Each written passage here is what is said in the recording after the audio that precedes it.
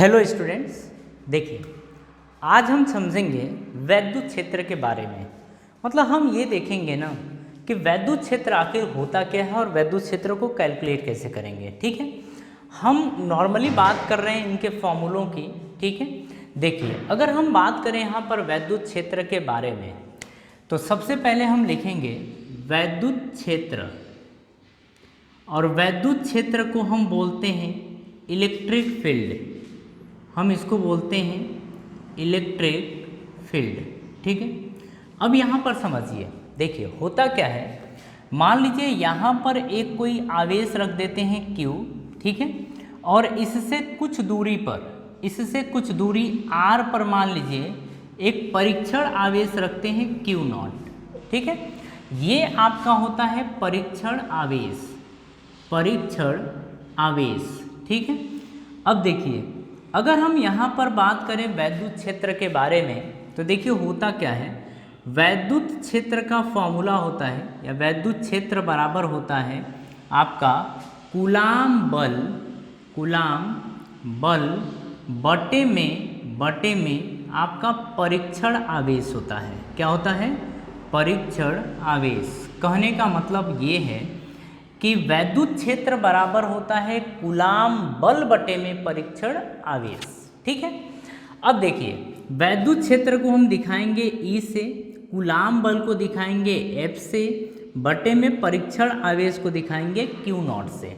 ठीक है, अब जरा ना सबसे पहले बात कर लेते हैं कि वैद्युत क्षेत्र का मात्रक क्या होता है। तो देखिए इसके बाद हम आगे देखते हैं। अगर हम मात्रक की बात करें, मात्रक को बोलते हैं यूनिट। ठीक है, अगर इसके मात्रक की बात करें तो बल का मात्रक होता है कूलाम।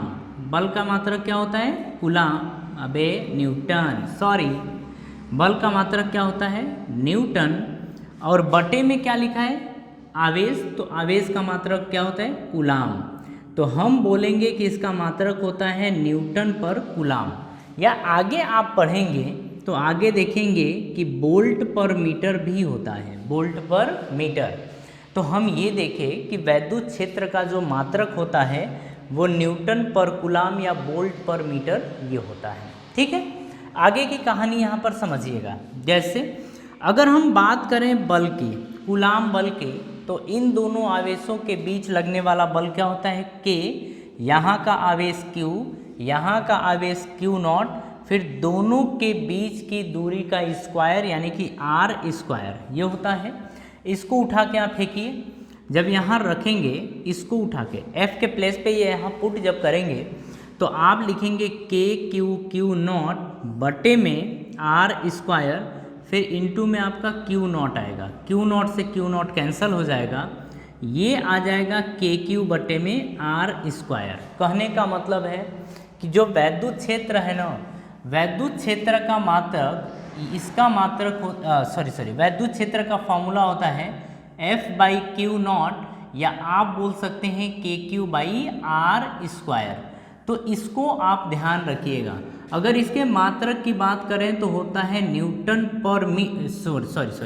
न्यूटन पर कूलाम या वोल्ट पर मीटर ये होता है। न्यूटन पर कूलाम या वोल्ट पर मीटर ये होता है। ठीक है, अब बात करते हैं वैद्युत क्षेत्र के बारे में। तो देखिए इसमें कुछ बातें आपको ध्यान रखनी है कि वैद्युत क्षेत्र एक सदिश राशि है। तो हम कहेंगे कि यह एक सदिश राशि है। यह एक सदिश राशि है, और सदिश राशि को क्या बोलते हैं? अपन बोलते हैं वेक्टर क्वांटिटी। सदिश राशि को क्या बोलते हैं? वेक्टर क्वांटिटी बोलते हैं। कहानी समझ में आ रही है? तो ये बातें खैर ध्यान रखना है आपको वैद्युत क्षेत्र के बारे में। वैद्युत क्षेत्र के बारे में आपको ये बात ध्यान रखना है कि वैद्युत क्षेत्र का फॉर्मूला होता है आपका कूलाम बल बटे में परीक्षण आवेश, या हम बोलेंगे F/Q0, या आपको ध्यान रखना है कि KQ बटे में R²। ये किसका फॉर्मूला हो गया? वैद्युत क्षेत्र का। तो वैद्युत क्षेत्र में आप इतनी बातें ध्यान रखेंगे। ठीक है ना, ध्यान रखेंगे। चलिए इसके बाद हम कुछ और बातें कर लेते हैं। देखिए हम ये करते हैं यहाँ पर कि अगर कोई पॉजिटिव चार्ज यानी कि धनावेश है और अगर कोई ऋणावेश है, हम एक एक समझते हैं।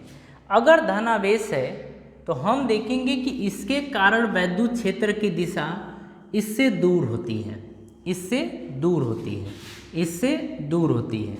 ये होती है वैद्युत क्षेत्र की दिशा, मतलब इस धनावेश से दूर होती है वैद्युत क्षेत्र की दिशा।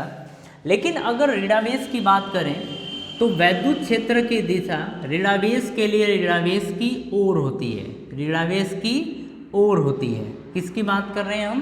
वैद्युत क्षेत्र के। तो आप ये बात समझ गए कि धनावेश के लिए वैद्युत क्षेत्र की दिशा बाहर की तरफ होती है और ऋणावेश के लिए वैद्युत क्षेत्र की दिशा उसकी तरफ होती है, उसकी तरफ होती है।